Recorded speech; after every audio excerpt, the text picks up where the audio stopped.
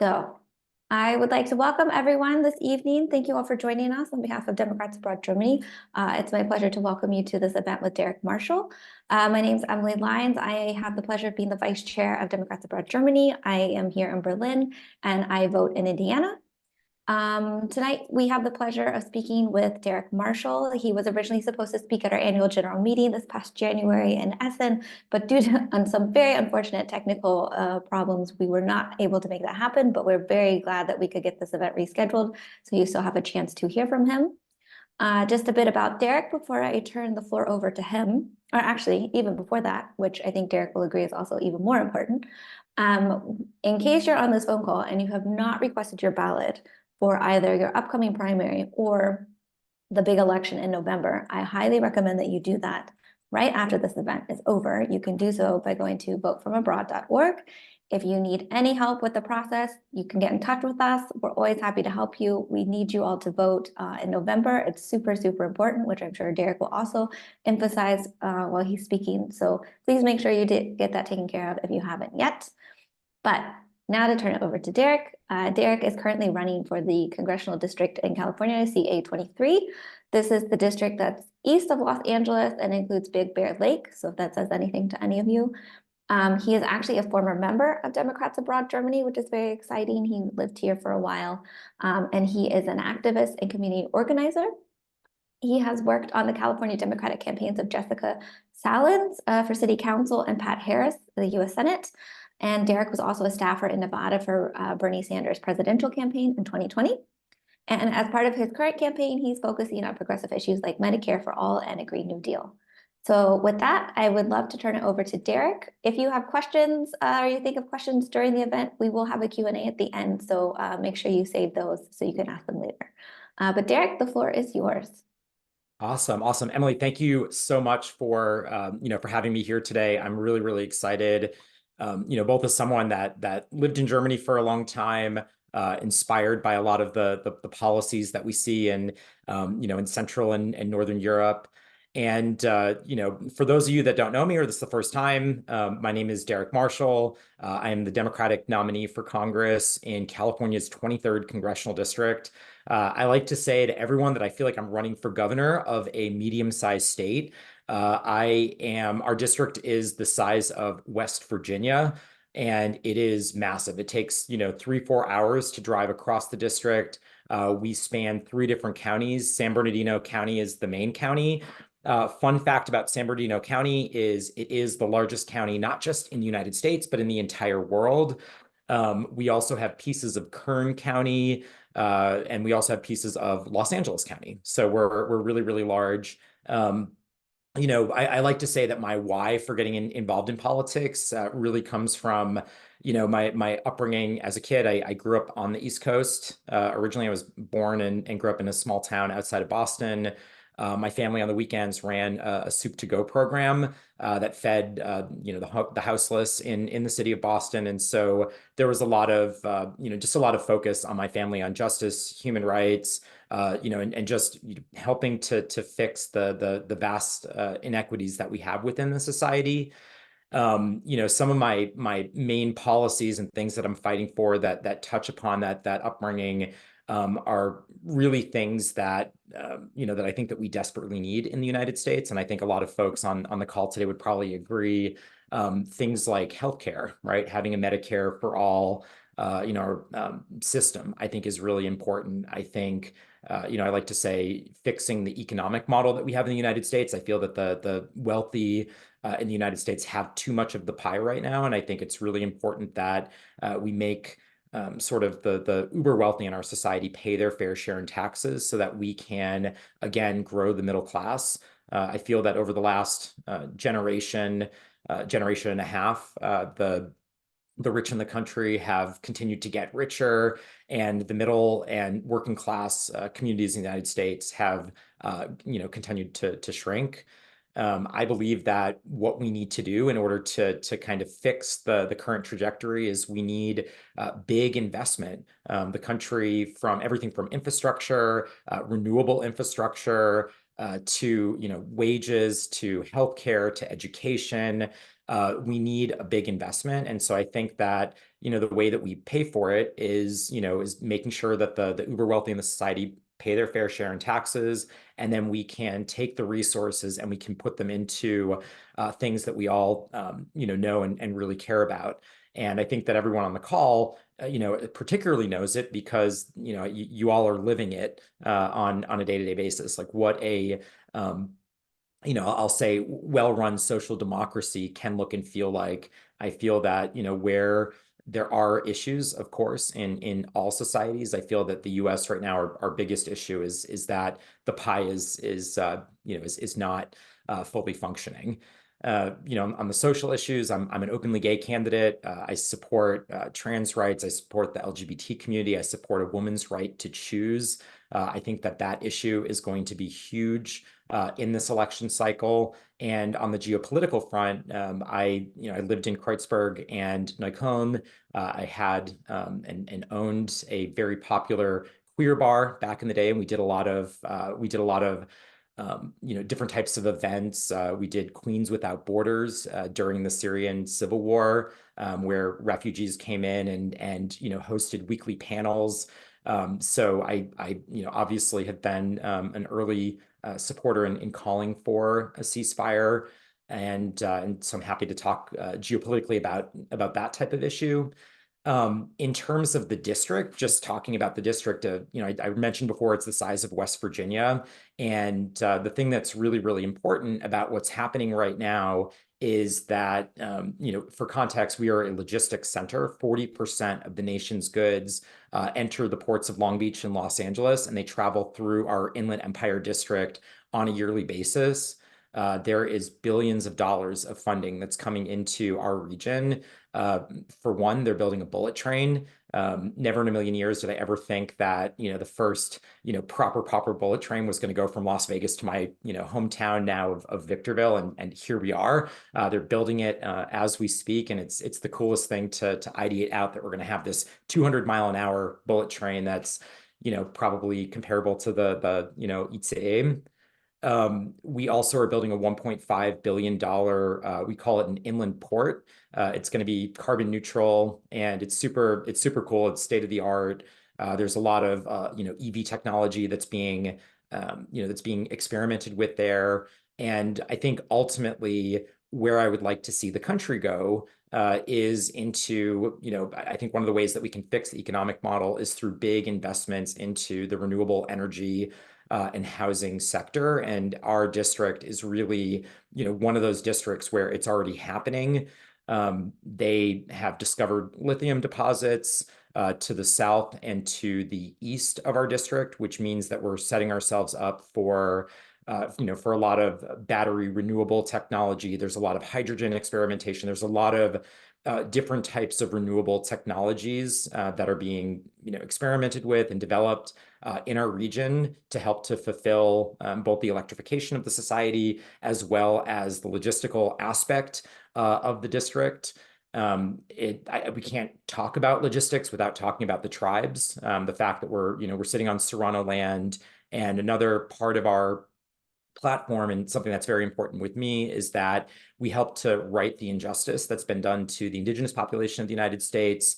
I would really like to see, the different regional indigenous tribes have access to the mining claims for lithium to help to discuss what a community benefits agreement looks like for that. A couple of words quickly about my opponent before pivoting to questions. My opponent is he's a MAGA Republican. He receives a lot of funding from AIPAC. He is dangerous in the sense that he's a nice guy, but the policies that he support, including a full ban on abortion, even in the case of rape or incest, he really wants to, he believes that the path to American energy independence is drill, baby, drill, some more drilling and, going back to the past. His mailers that he sends around with right now are him and Donald Trump holding two aces and saying two of a kind. And so that's really what we're looking to build against.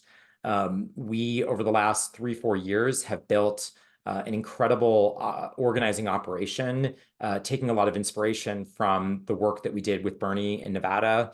I was one of Bernie's top organizers there. And so a lot of that progressive organizing, reaching out to all the different communities, Black, Brown, Muslim, the AAPI community. We've activated over the past couple of years close to 1,000 volunteers. And so we're definitely doing something in our district and in our region that hasn't been done in the US in a very long time, which is essentially organize rural and exurban America away from right-wing populism. And that has been something that has been, a key strategy and a key component of the campaign. It's something that we have seen has begun to work. On the back of all the organizing that we did last cycle, we managed to flip one of our state assembly races into Democratic hands for the first time in our district's history. And this cycle, there are 3 priority state legislature races that overlap with our district. And so there's going to be a lot of focus and money that's going to be coming into San Bernardino County. We're calling it the Battle of San Bernardino, not to be too hyperbolic about it all, but it really feels like that because there's so much money and investment and organizing that's coming in. And I'm really, really excited about the model that we're building for how to fight back in kind of rural working class communities. I think that regions like ours have been left behind and forgotten for a long time. And what we're finding is that as we go out and as we talk to voters, we're finding that there's a lot of support. So with that, I'm gonna kind of pause here and happy to have a discussion and answer any questions that folks may have. Great, thank you so much. So if anyone has questions, feel free to either type them in the chat or you can write star hand up. And we'll get to those. I think I would like to just touch on what you were just talking about actually just now about reaching out to these other voters. I'm just curious. I mean, it is a red district right now. The abortion issue is a huge thing that I think that's bringing out a lot of people as well. But are you seeing when you're talking to voters, are these individuals that usually haven't had contact in the past or had candidates reach out to them? And are you seeing them, be open to your ideas? Are these more progressive ideas? And are you seeing also a shift, I guess, in voters in the district and that they're thinking about moving more towards, a Democratic candidate instead of continuing to support a Republican with their very, polarizing and very conservative views? That's a fantastic question. And absolutely, we've been seeing sort of progress. In the primary, we had 7,000 more votes than Joe Biden, which means that definitely the trajectory that we're on is moving in a positive direction. And truth be told, in the primary, we knew that we were going to go through it. And so a lot of the full force of our organizing engine, we sort of, it's kind of everyone's in reserves. And so we kind of, we did phone banking and we did some light organizing, but the full force of the organizing operation is kicked off right after March 5th. So we've been knocking doors and we really started to hit volume. And it's really interesting because, and this goes into my theory of change in rural and exurban America, is that, a lot of these voters and a lot of the constituents that live in these regions are absolutely gettable. And I think that the reason that we haven't been winning, or a big part of the reason that we haven't been winning, is that we've been telling ourselves almost a self-fulfilling prophecy as Democrats. We've been saying, oh, we can't win in these areas. And so therefore, we're not going to invest in these areas for organizing. And then we don't win. And then we use that as a self-fulfilling prop. Oh, we didn't win. Well, the reason that we didn't win was because we're not knocking on doors. We're not talking to people. And in many cases, our campaign is the first campaign that has ever gone to the door. And so what we're seeing is that people really like our ideas. Big shocker that working class people like when you talk about increasing the minimum wage, like talking about Medicare for all, tuition-free college education, talking about developing trade schools, talking about bringing good local jobs. These are all things that, Republican, independent, in addition to Democrat in our community think, hey, these are great ideas. And so we're seeing the pivot. And what's really great is, our district is 760,000 people. The Victor Valley has about 550,000, and we're the 13th fastest growing region in the country right now. And a number of Republicans have come out and have endorsed the campaign. The Republican mayor of Victorville, our biggest city and where I live, has endorsed the campaign. The mayor of Big Bear, who was brought into politics by my opponent, also a Republican, he also has endorsed the campaign. And so what we're starting to see is a lot of the dominoes are starting to fall within the region. And we're spending a lot of time having conversations with Republican and as well as independent. We call them MPP in California, no party preference. We're seeing a lot of movement. And in terms of the demographic breakdown, right now we're at about 145K registered Republicans. There's 130K registered Democrats, and there's 120K registered independents. And if we do what we did last time, which is do a really great job turning out our Democrats, and we win independents, then we win the election. And so the theory of change, again, is really focused heavily on figuring out who are the Republicans that we're going to be able to bring over, how are we communicating with independents, and in order to ultimately win the numbers that we need to in order to win over. And I think that once we've done that and once we've won this cycle, we're going to be able to expand this model all across the country, whether it's rural and exurban Michigan, whether it is whether it's Nebraska, whether it's Oklahoma, really anywhere in the country. It's figuring out the model for what type of Democrat, what type of progressive Democrat, what type of progressive organizing model works in building power for progressive Democrats in the party. Great. Well, we see we have a couple questions, so I will turn over to Nicole, who has a question. Oh, I lost my question. Hi, Derek. Thanks for your time tonight. My name is Nicole Gross. I'm a California voter in Silicon Valley, but not a native Californian, but I am sending you some votes. I've been texting people. I'm the communications coordinator for Democrats Abroad Germany. And my question is, as someone who is facing a MAGA opponent, maybe you have valuable insight for us heading into the general election. How are you striking a balance between the positive message of what you want to do proactively for your voters in California with clean energy, public transport, et cetera, and at the same time, the negative campaigning that you probably have to do about the terrible traits and opinions of your MAGA opponent? How much room are you giving Donald Trump and his fans within your campaign? I'm asking this because it hasn't been easy for us at all times to agree on a balance between positive and negative messaging and between acting proactively and reacting to MAGA Republicans. So I would appreciate your view and experiences here. Thanks.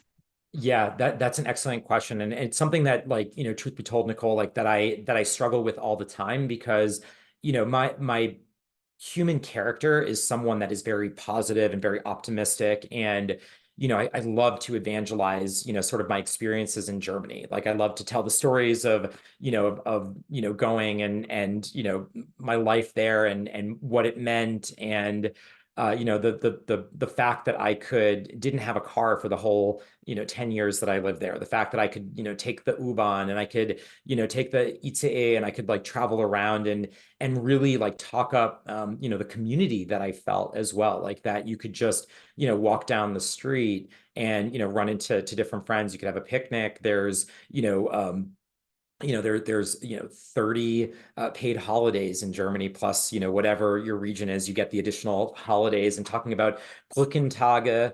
And so I love talking about the positive stuff. And truth be told, when I'm in and having personal conversations, particularly in Republican and MPP spaces, in person, I almost always keep it 90% positive, and I talk about why I'm the better guy. And so a lot of times, what I'll say is look, Jay's a nice guy, but he also supports a full ban on abortion. And, and I think that ultimately, he's not going to be good for business for the region because he doesn't have good relationships with Sacramento. He doesn't have good relationships with Washington.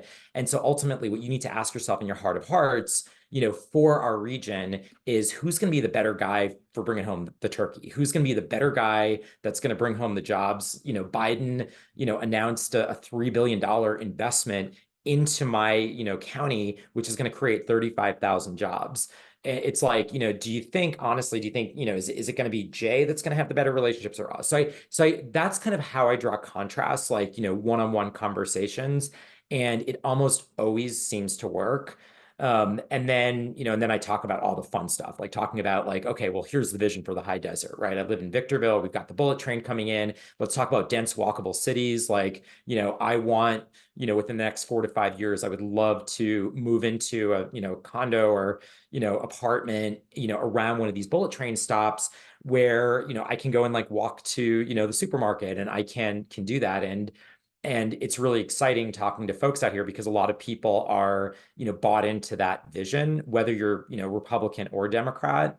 When it comes to social media, when it comes to Twitter, Instagram, that's where it gets a little bit, tougher because those are not the sweet one-on-one conversations where I can really let my personality come out.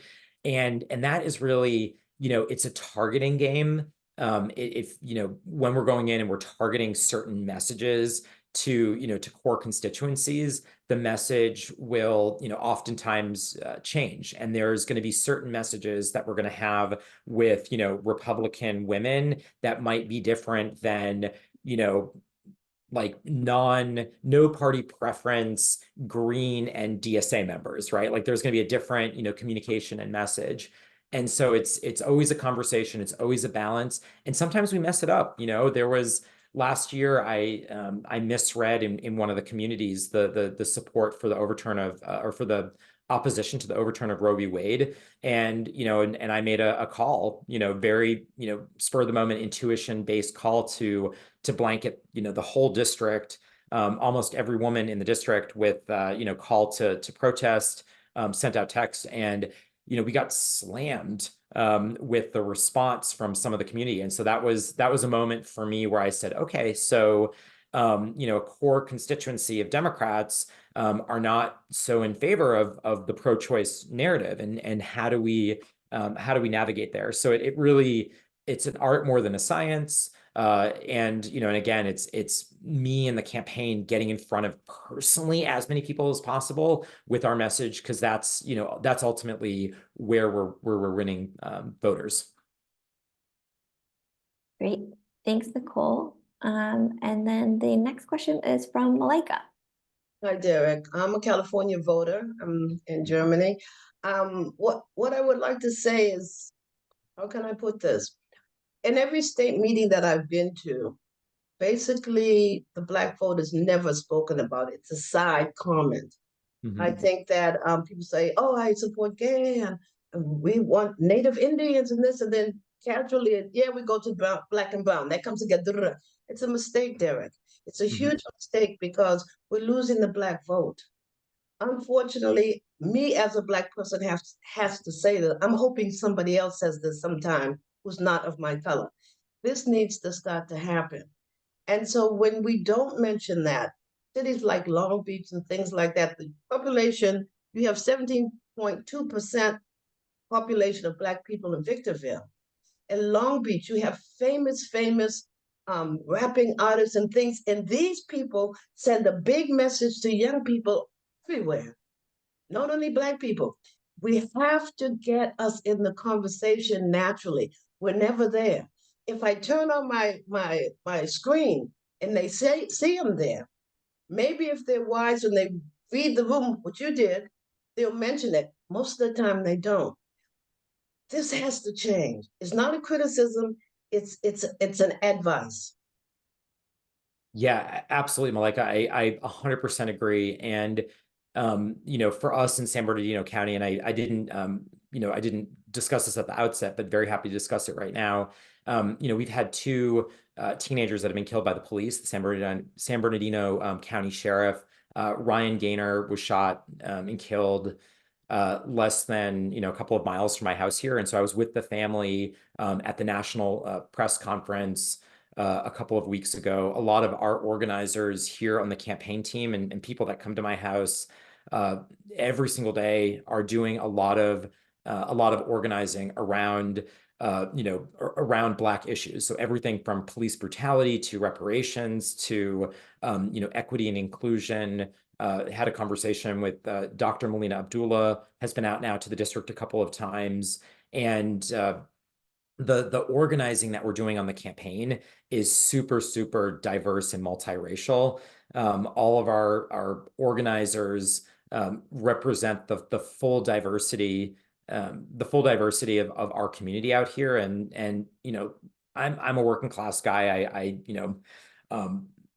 drive Uber to be able to pay my rent, and it's unbelievable because a lot of members of the Black community, students, I've given rides to, and we are organizing the community in ways that we've never organized before. And so I really take your point to heart. It's absolutely true. There are certain neighborhoods in Adelanto, for example, where only 4% of eligible Black voters vote. And so I think that, again, the Democratic Party has done itself a huge disservice by just assuming turnout, as opposed to actually organizing around issues that are near and dear to the Black community. And those issues, while there's a lot of overlap with the broader progressive movement in terms of healthcare and tuition-free college and and access to abortion, there's also issues that are there's issues that are, not overlapping. I mean, the talking about, the fact that there's a lack of intergenerational wealth transfer because of redlining. Victorville and a lot of the communities out here were built, as, segregationist communities. And there was a ton of redlining. And so as I, partner with dear friends of mine and members of the NAACP and Millionaire Mind Kids and homeless outreach organizations, this is something that we're always talking about and continuing to do the work to elevate consciousness. And I think that we're making some decent progress there. I think that there's always more progress that we could be doing, but your point is very well respected. Eric, let me just add this one thing. I appreciate everything that you said, but I don't want it always that there are Black issues and talk about police brutality. When you say working class, that includes us. We're working class. Not to separate as something, police brutality, and my good friends at NAACP, and that doesn't go over with us. It doesn't go over with young people either. Well-intended, and it's true, but it's a mistake. When you talk about working class, there's no overlap. We are part of America. We're part of the life of the party. And when we separate this and we don't make it a human issue and it's not our issue, then this is the food that the Trump works on. That's why he always has a woman here and a Black person there. That's why they're there. So that's just wanted to pull your coat on that. Thank you so much. Thank you. Thank you for the feedback. I appreciate that. Thank you, Malika. Our next question is from Sarah. Hi, Derek. Thanks for your time tonight. As you well know, we have a huge variety of perspectives among Democrats abroad. You've already touched on this a bit in answering Nicole's question, but what strategies have you found successful when presenting your more progressive positions to self-described centrists or even conservatives? Yeah. So I think that, my experience, and I'm going to take my candidate hat off for a second. I'm going to put my organizer hat on. And I've been an organizer, in Black, brown, white working class communities for the last 10 years. I did a lot of work on, Bernie's campaign. I've organized in, in a couple dozen different states, Florida, Texas, Georgia. I did a ton of organizing.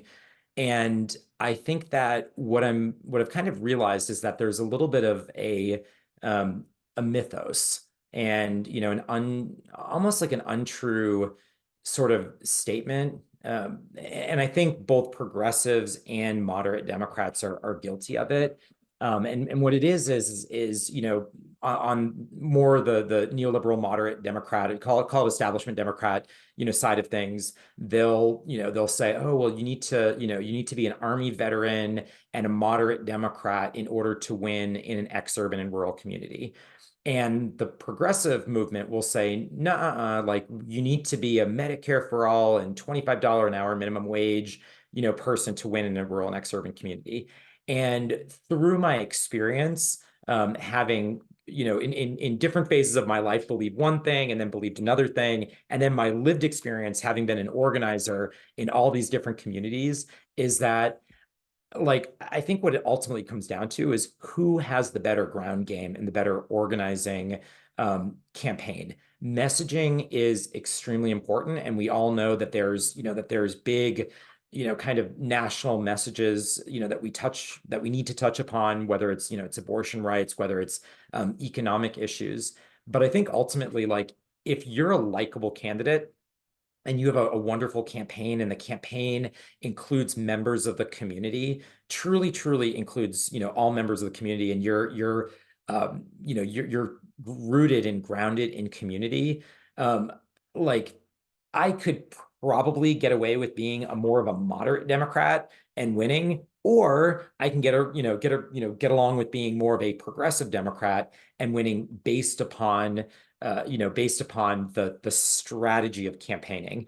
And I happen to be a progressive. I happen to believe, and I happen to believe that we need to, redistribute the wealth in the United States. I think that the rich have too much money. I've seen with my own lived experience how hard it is to pay rent every month. I've experienced months where I've gone without health insurance. One of those times where I was, kind of rolling the dice. I managed to land, on a day where I found myself having an emergency situation and not having healthcare. And that was really scary because I had to make a decision of, okay, do I go to the hospital and risk a $10,000 bill? Or do I go to the hospital? And so I think that, in short answer to your question, I think that ultimately, it really comes down to the way in which we are organizing for power in rural and exurban America.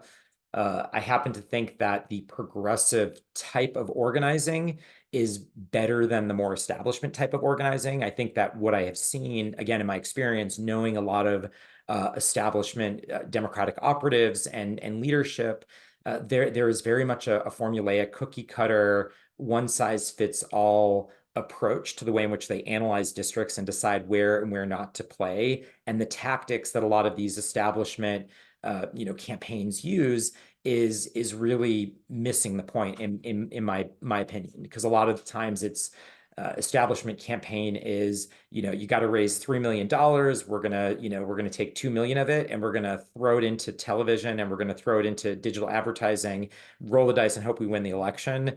The progressive kind of campaign approach is, no, we're going to be of community. We're going to knock on hundreds of thousands of doors. We're going to meet people where they're at. We're going to have the tough conversations. And I think ultimately that's the better strategy. And I think that ultimately it's merging both strategies together. It's kind of, we're going to need to have some television and digital, and we're going to need to have a good ground game. And I think that's ultimately what we see winning. Excellent. Thank you. Mm-hmm. Thank you, Sarah. Our next question is from Katie. Hi, Derek. I'm your neighbor in Arizona, and I want to tell you that those numbers that you gave out, I live near Munich, but I'm in Arizona today. Those 1/3 Republican, 1/3 Democrat, 1/3 independent in your district, that's where we are in this state. Those same kind of numbers, but Democrats are the smallest.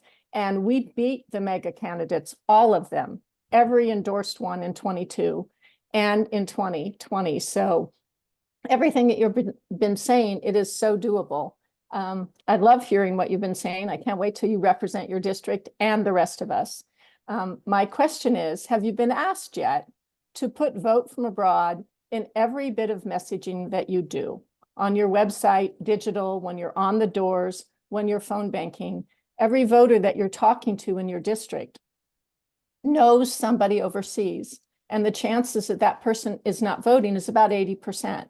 And the chances that that person votes in your district are pretty big, because they're known by someone in your district. So if you haven't been asked this already, I'm asking you, and to think about it, how you can make sure that you're reaching the overseas voters from your district and getting them to do the very simple thing, to register and request their ballot and get it in. Absolutely. It's funny because having had the conversation with Emily and some of the folks in Paris, and in preparation for doing a swing, I'm going to be over in Europe for 2 weeks in July. So I'd love to meet you all in person.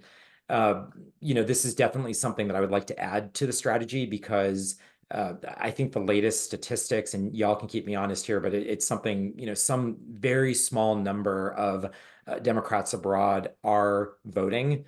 I think, and again, y'all can correct me if I'm wrong here, but I think a lot of that comes from the fact that people are nervous about the whole double taxation and filing with the IRS. I think that might be a portion of it. Some people might not feel, why does it matter? And I would like to partner with you all to figure out what that looks like, and very happy to, to figure out, how we can add that to the campaign, because I would really, I'd like to be part of the solution so that, a couple of cycles from now, we can say, hey, there's, more than 50% or maybe more than 25% of Democrats abroad that are voting, because it makes a huge difference, particularly in Arizona, Michigan. Yeah, it wins elections. If they're close, the overseas vote wins elections. So for instance, the Attorney General in Arizona won by 280 votes, which we know the Arizona State team talked to many more people than that and got them to do the special thing that you have to do to vote down ballot in Arizona.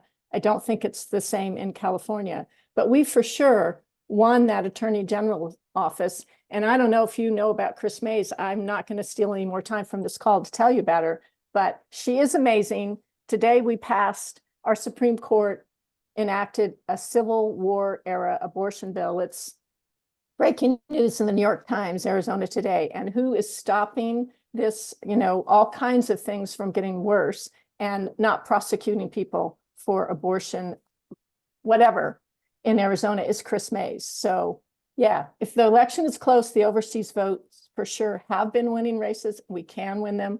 Please let us help you win yours. Thanks. Thank you. Thanks, Katie. And yeah, Derek, happy to connect afterwards to keep talking about this, how we could make sure that happens. But yeah, we're really working this year to make sure we get those numbers up among overseas voters, because they're depressingly low. Our next question is from Cliff. He is in Regensburg and is a Michigan voter. I will read his question aloud. Derek, as a lefty progressive, when you mentioned the Greens and DSA, I had to ask, what are your thoughts keeping those unsatisfied and feeling neglected voters activated for the Democratic Party and not falling into apathy out of feeling ignored or hopeless out there on left edge of the political spectrum? Yeah, that's a great question. I feel like I'm coming from the left and coming from the progressive movement. I think that in itself, representation matters, and so I think that helps to make a lot of people feel heard and seen. And it's super interesting, and this is, again, something that I've felt for a long time. The reason why progressives, should really go after rural and exurban communities is because the establishment of the party has, for years and years said these are not priority areas. And so what we've been able to demonstrate with our campaign is we've been able to demonstrate party unity. I've been able to unify the party out here. The first time that I ran, I had an opponent, and the second time I ran, I did not have an opponent. So I was able to really bring together, both sides of the party, and it's really, I really appreciate the unity. I appreciate the unity in the way in which we have unified out here, because it brings people to the table. And when I say table, I mean literally the dining room table that I'm at right now. We have all walks of Democratic Party, from, the most moderate Democrats that you can imagine to, folks that are not even Democrats, that are straight up leftists, no party preference. And the fact that we can all have dinner at my house every Wednesday, and that we can all, sort of, agree and discuss what our overlapping areas are, is something to me that's very special about my community, here in San Bernardino, and something that I think actually also we can do in a lot of rural and exurban communities across the country. We know that in the cities there's a lot of internecine fighting and interparty fighting between the progressive and the more moderate wing of the party. And I have my own personal opinion, obviously, on a lot of these urban races, having also organized for progressive city council races in Los Angeles, for example. And so I've been in situations, and I've been on campaigns where I've had to basically organize against other Democrats. And what I can tell you is that we have a whole heck of a lot more in common than certainly than right-wing populism and Republicans. And so I feel like I like being the unity candidate more than I like being the candidate that's always having to go to bat against the establishment. I also think that it opens up really interesting and unique ways for the left to be able to have influence on national democratic establishment policies and strategies. The fact that we're doing what we're doing, and the fact that I've managed to unify the party, and that I am, endorsed by the Democratic Party, I have the ears of leadership within the party. I met with Pete Aguilar last night. He was having an event, and and him and I, we're coming from different parts of of the movement of the Democratic Party, but we can sit down and we can really talk strategy. And it was great. Like last night, went to an event. A lot of his supporters are my supporters. A lot of his two staffers are actually constituents of mine because we split the town of Redlands. And so when you have a good relationship with the third most powerful member of the Democratic Party, when Bernie Sanders has a really good relationship with Joe Biden, even though we come from maybe different wings of the movement and of the Democratic Party, having those good relationships is really important for to be heard and to have your perspective and have the left's perspective heard. And eventually I think that the left and the progressive wing of the party will probably I think will continue to kind of have a greater and greater seat at the table. But for me, it's the it's the great nature of relationships. All politics is relationships. Great, thank you. I think I have a question now regarding kind of bouncing off of what Cliff asked in your response is once elected into Congress, you will be facing obviously a very large group of people that are going to be probably very difficult to work with. And there will be a lot of things that your other issues you're going to have to deal with first prior to the ones that maybe you would like to address first. But I don't know if you've already, I'm sure you have already thought about, how do you see your working relationship with, Republicans in Congress and just others that are going to be really hard-headed and coming from extremely different positions than you are? Like, how do you see, being able to work with these people, with these other people in Congress? Yeah, again, it's a fantastic question. I think again, it's all politics is relationships, and the interesting experience of running in our community out here, which has been a MAGA stronghold and has been a Republican stronghold, for basically forever. It means that you have to build and have relationships to get things done. And there's really interesting examples. Our most recent MAGA mayor of Victorville got through this super state-of-the-art, almost Scandinavian style houseless facility with wraparound mental health services. It's in container ships. It's furnished with IKEA, $15-20 million. And this was a partnership of progressives and the MAGA mayor of Victorville to get this, incredible facility, state-of-the-art facility for the United States off the ground. And so my theory of change is really focus on relationships and focus on what the overlapping areas of interest are, to try to MacGyver hack your way into coming into agreement. I also think sort of looking at just kind of reading the national political leaves. I'll put a strategist hat on for a second. The world according to Derek. I think that Biden's going to win the election again. I had my reservations, earlier this year that was going to, be possible, but I think that the administration has really started to pivot, and I do think that this is going to be the year that we sort of defeat, Trump and the Trumpist vein, at least for a decade or so in the defeat of Trump this year, and I think that will present a really interesting opening to figure out what a new politics can look like.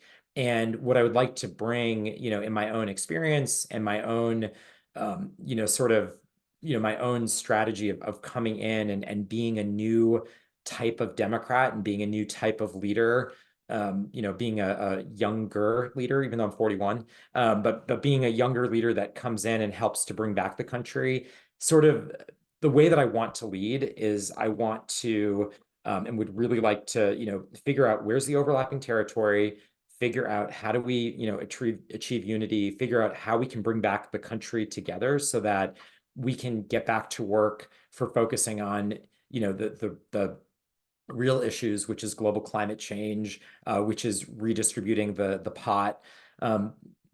Again, having and being in a red area, we have tons and tons of conversations with Republicans and MPP. And so there's a lot of, there's a lot of good folks that are out there that, happen to pull the lever for Republicans. They're not all, horrible, awful humans. And I think that when your frame of reference is that you're trying to bring community together, you're trying to heal the nation, there's a lot of potential for bringing that back. What do we do about the Marjorie Taylor Greens of this world? We're going to see when I get there. I mean, I definitely would be open for, having a beer and seeing if there's, anywhere that there can be some overlap. Maybe not. I don't know, but at least there's in my heart, I want to come to Congress with at least an openness to be able to figure out if there are pathways for building coalitions. Well, that's wonderful. I think that's more than many of them can say. So it's nice to hear that you have plans to do that. The final question from our participants tonight will be from Emily, who's in Munich. Emily, go ahead. Hi, sorry. I grew up in California. Oh my gosh, I've lost all my words. I grew up in Northern California in the Bay Area and the Silicon Valley. And now I live in Munich. We've just invested in an electric car and solar panels so that we can run our own energy.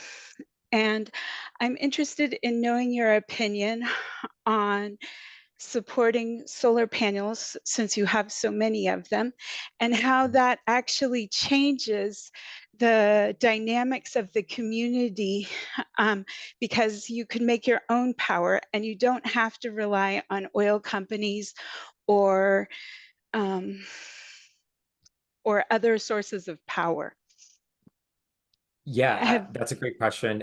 It's funny because the one thing that's, you might be shocked to hear, but the one thing that is really not super debated out here is that renewable energy is a good thing. There's a number of like policies and laws, like, I mean, any new house in California now has to have solar panels. I drive an EV. With every passing day, there's like a new, like, supercharger that's going up in different places. I used to be nervous about going from one part of the district to the other with my EV because I was like, oh, when is there going to be? And it was funny because the last time I was in Joshua Tree, I went out for a meeting and I, knew that I was rolling the dice. I was like, oh, I'm gonna get out there because I got to make this meeting. And then I was like, oh, darn, but they don't have any rapid chargers. So I was like, oh, I'm going to be sat for 4 hours so I can get home. And then I like pull up on my phone to like, I was like, but I'll just check and see if there's a new rapid charger. Literally the week before, a rapid charger had opened. And so all that to say, I mean, there's so many conversations, and it really is bipartisan out here. I mean, Republicans as well as Democrats are, are open to discussing the renewable energy corridor. We have a lot of warehouses that are going up, some of the biggest warehouses in the world. There are some days where the air quality in the Inland Empire is worse than Delhi, India. And so we have been discussing as a community, Republicans, Democrats, independents, all the leadership out here, we've been discussing, every last little bit of policy that we can do to get solar up. We've discussed, having all the roofs of these massive, gigantic warehouses covered in solar. We've talked about, re-incentivizing or re-upping the incentive to put on rooftop solar because we had rebates. And yeah, and it's interesting because IBEW, International Brotherhood of Electrical Workers, is a very important and big union out here. There's a lot of electricians. I went to a female electrician graduation ceremony a couple of days ago, and one of my besties, or soon to be besties out here, is the leader of that project. And yeah, and it's basically solar and electrification. It all means jobs, good high-paying union jobs for our community that does not have enough good high-paying jobs.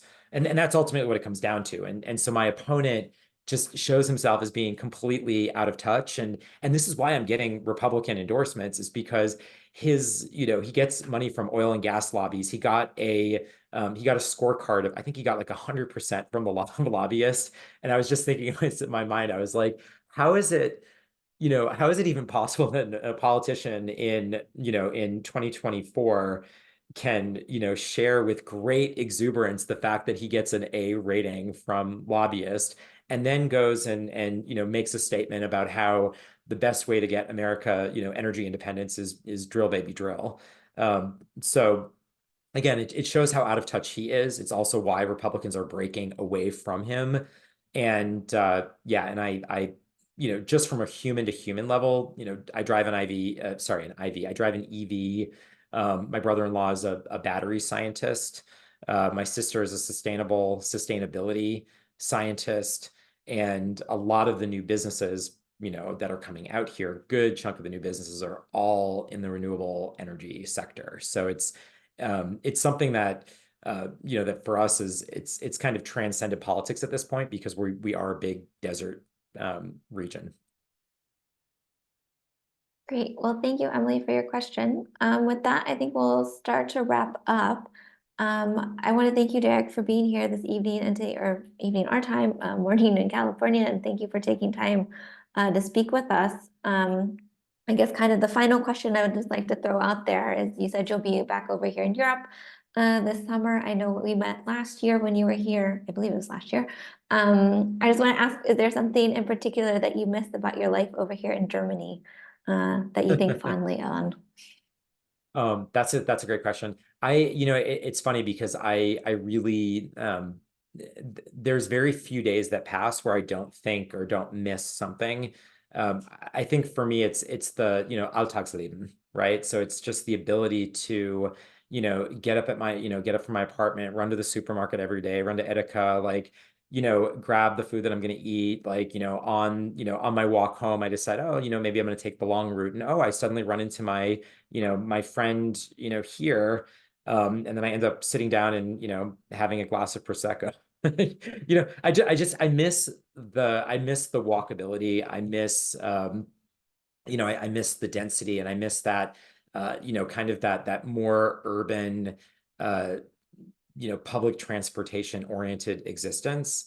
I think that was something that I really want to bring more here. And the thing that's great about it is we've got the bullet train coming. We've got these new stations. There's a lot of plans for development out here. And so there's a number of projects that have already been greenlit that are moving us in the direction of dense walkable cities within the district already. So I'm really excited. It's not going to be that long before we're having a dense walkable community within the district where I'll be able to hop on the bullet train to Vegas, fly to Germany, hop on another bullet train to get to or S-Bahn to get to Berlin. So we're getting there. Great. Well, we would love to have you over here. I'm sure we'll be in touch about that. All of our chapters would be happy to welcome you. We've got a lot in the summer. We have a lot of Christopher Street Day events that are going on this summer. So please let us know so we'd love to also have you join those events. For all of you that are here, you can find future Democrats Abroad Germany events on our website. We've got a lot coming up. You can also, if you want, you can not only can you support Derek, but you can also support Democrats Abroad Germany and our work that we have. We got a lot of work ahead of us, including phone banking our members. The calls are not free for us as an organization. They're free for you to make. So we'd love to have you volunteer to help us make those calls. But we do need help financing all of that, of course, so you can donate on our website. Again, you can learn more about Derek's campaign on his website and also donate to his campaign. And also I wanted to point out for anyone interested, the application process to become a delegate for Democrats Abroad Germany and to represent us at the upcoming Democratic National Convention is open right now. You can find more information about how you can be a delegate here on our website. So please take a look at that. We would love to have people run and also have people from Germany be a part of that delegation. And again, one final reminder is if you have not requested your ballot for this year, make sure you do that today. Go to votefromabroad.org. Do that now that we're done here with Derek, and take care of that. It only takes 5 to 10 minutes. And if you have questions, you can get in touch with us and we'd be happy to help you. Thank you so much, Derek, for being here. Thank you to everyone else for taking the time this evening. Please spread the word about Derek and his campaign. And Derek, we hope to see you here in person next time this summer over here in Germany. Sounds good. Vielen Dank. Ciao.